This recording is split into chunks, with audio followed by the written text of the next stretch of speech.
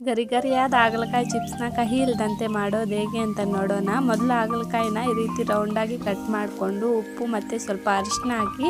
ಈ ರೀತಿ ಕಲಿಸ್ಬಿಟ್ಟು ಒಂದು 5 ನಿಮಿಷ ಹಂಗೆ ಬಿಡಬೇಕು. ಅದಾದಮೇಲೆ ಇದರಲ್ಲಿರೋ ನೀರೆಲ್ಲ ಈ ರೀತಿ ಗಟ್ಟಿಯಾಗಿ ಗಿಂಡ್ಬಿಟ್ರೆ ಅದರಲ್ಲಿರೋ ಕಹಿ ಅಂಶ ಎಲ್ಲ ಹೋಗುತ್ತೆ.